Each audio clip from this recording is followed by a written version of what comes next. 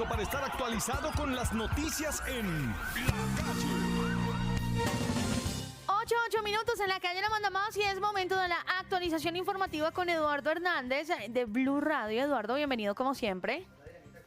Bien, sí señor. Eduardo, empecemos hablando de la ciudad de Bogotá. Teníamos el miedo, mucha gente, que si se cerraba la ciudad, que si no, que cuarentena total. ¿Qué pasó ayer para los que hasta ahora están llegando a la información y no tienen claridad en el tema? No, pues imagínense que se empezaron además a hacer virales unos mensajes a través de las redes sociales diciendo que ojo, que a partir de hoy iba a haber cuarentena total en Bogotá y demás. Bueno, al final eso nunca pasó. Acuérdese que ayer le había contado que estábamos pendientes de una reunión de la alcaldesa Claudia López con el ministro de Salud. Sí, se reunieron, finalmente llegaron a un acuerdo, seguramente aclararon algunas cosas que no estaban tan claras. Llegaron 300 ventiladores ayer para Bogotá, el compromiso es que llegan en total 700 para lo que resta de este mes y los primeros días de agosto, y bajo esa fórmula la alcaldesa Claudia López dice entonces que no hay necesidad de meternos en una cuarentena estricta, por lo menos no por el mes de julio. Dice ella que semana a semana se va a ir analizando cuál es el comportamiento del coronavirus en Bogotá en particular, para saber si se pueden tomar eventualmente medidas adicionales. Okay. Le cuento que hay balance de lo que ocurrió en las zonas especiales, en las UPZ, donde hay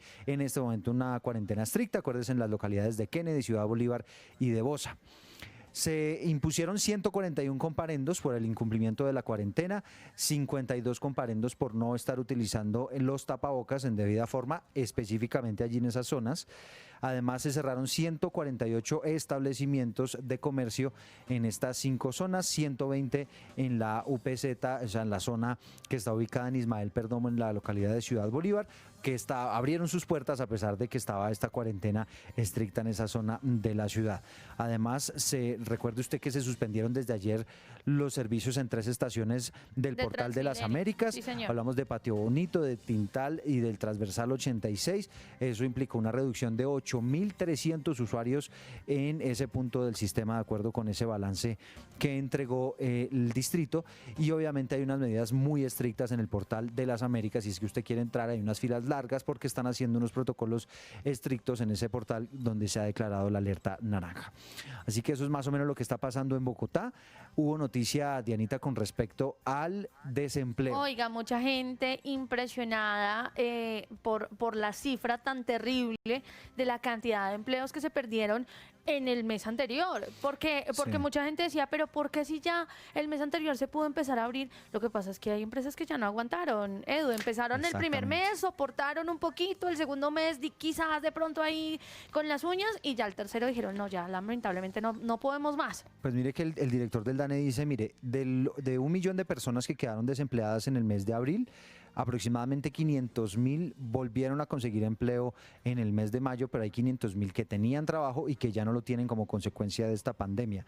El 43,5% de la población que desocupada perdió precisamente el empleo como consecuencia de esta pandemia. Y es que la pérdida de empleos en el mes de mayo fue impresionante. Casi 5 millones de trabajos que existían y dejaron de existir en el mes de mayo. Si usted lo compara con mayo del año pasado, la tasa total de desempleo fue del 21,4. Nunca antes, Dianita, en la historia habíamos tenido una tasa tan alta de desempleo, la peor de todas.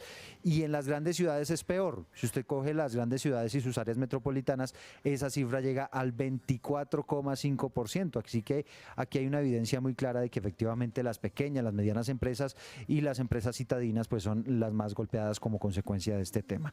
En el mismo mes del año pasado, es decir, en mayo de 2019, esa cifra estuvo en el 10,5%, o sea, prácticamente se duplicó la cifra de desempleados, pero esto no es un mal que le pegó únicamente a Colombia. Esta madrugada la Organización Internacional del Trabajo reportó que en el mundo se han perdido 400 millones de empleos. Imagínense esa cifra, 400 millones de empleos como consecuencia de este encierro, de esta pandemia. Hubo una afectación, una disminución de los empleos del 14% en todo el mundo, pero en América Latina en particular ese porcentaje aumentó al 18%, es decir, América Latina sin lugar a dudas ha sido más golpeada que otras regiones del mundo como consecuencia de este tema del coronavirus. Perfecto. Así que lamentable, si usted tiene trabajito, hombre, cuídelo. Hay que cuidarlo, sí señor, hay que cuidarlo, y tiene que cuidarse. Y no se ponga a gastar, porque se viene el día sin IVA, va a ser este próximo viernes, así que no es recomendable que en este momento boten la casa por la ventana, como dicen, sino que más bien tenga sus ahorritos porque no sabemos qué va a pasar de aquí en adelante.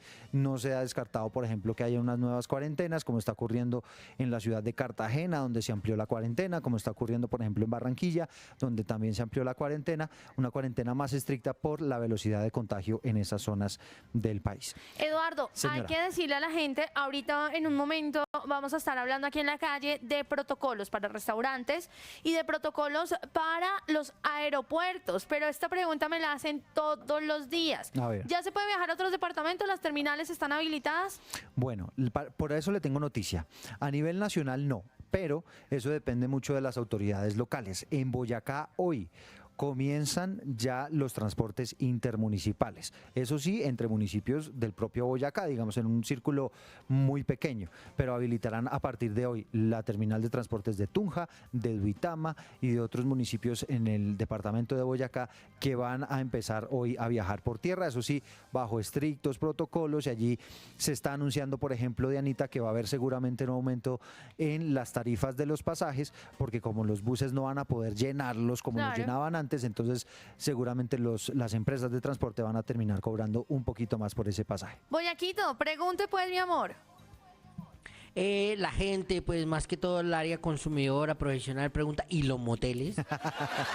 Yo sabía que venía por ese lado usted. Nada, los moteles siguen igual. Hay que decir, en Bogotá seguimos con pico y cédula, que no se le olvida a la gente el hecho de que hayan salido la alcaldesa a decir que no va a haber cuarentena total. ¿Quién dijo que no había? No quiere decir que no vaya a seguir esta restricción de pico y cédula. Así que recuerde, hoy que es día impar, que es 1 de julio, pueden salir a hacer diligencias las cédulas que terminan en número par. Exactamente, Sí, el señor. número par. Y los servicios judiciales, Eduardo. Los servicios judiciales siguen en los mismos términos hasta el momento, únicamente diligencias de extrema urgencia de judicialización, pero todos esos procesos civiles y demás, pues eso todavía sigue muy lento porque todavía los estrados judiciales pues no han entrado plenamente a trabajar de manera presencial. Recuerden que sigue el pico y cédula y las zonas que esta semana se mencionaron como UPZs que están bajo cuidado todavía. Es decir, la cuarentena estricta no incluye a toda Bogotá, pero sí a esos sectores que se mencionaron, Eduardo, en estas UPZs, como que siguen en esta cuarentena estricta. Exactamente. Es decir, el hecho de que, repetimos, porque puede confundirse, que la alcaldesa haya salido a decir que ya no hay cuarentena estricta bueno. en todo Bogotá, no en quiere estas- decir que se levante de esa zona. En esas UPZ se mantienen, acuérdense que allí echamos para atrás, por ejemplo, todo lo que tiene que ver con los sectores de la construcción. Tienen que cerrar a las 7 de la Los noche. comercios no van a estar habilitados y tienen entre las 5 de la mañana y las 7 de la noche para hacer esas diligencias de primera necesidad, por ejemplo, ir a conseguir alimentos o ir a las droguerías y demás. Otro tipo de diligencias no están autorizadas. Listo, señor Boyaquito, iba a preguntar otra cosa. ¿Pico y placa ya hay normal? No, no hay pico y placa todavía. Porque en teoría no se ha avalado, digamos, la salida completa de la gente.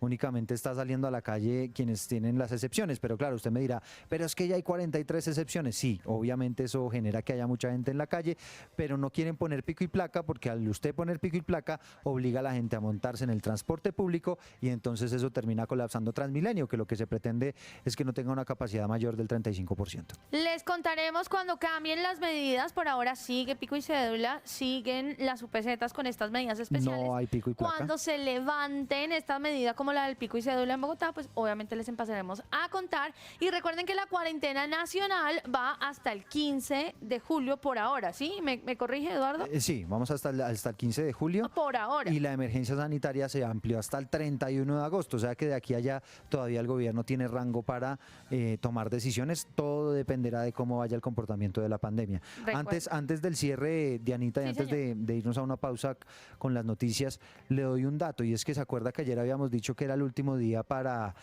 acreditarse como un pagador a cuotas de los impuesto créditos predial. del impuesto predial, pues resulta que hubo unas fallas en el sistema de la Secretaría de Hacienda. Ok. Entonces, por esa razón, la Secretaría está reparando eso y va a dar un día adicional después de que se restablezca el sistema de la Secretaría de Hacienda para que la gente pueda hacer esa diligencia y pueda pagar por cuota su impuesto predial. Así que si no lo pudo hacer esta noche, tranquilo, no se preocupe, va a tener un placito adicional para poder hacerlo. Acuérdese también que está pendiente el pago del impuesto de vehículos. Sí, señor. Plazo hasta el próximo viernes para hacerlo con el 10% de descuento, así que no se deje coger la noche para que no se vaya a caer otra vez el sistema. Ya venimos a hablar de protocolos para restaurantes y para los aeropuertos. Si usted tiene inquietudes sobre estos temas, restaurantes, aeropuertos, pues las va dejando ahí, ya las resolvemos con Eduardo. 8:18, gracias Eduardo. Bueno, con gusto, ya nos vemos. Esta es La Calle, la manda más. 96.9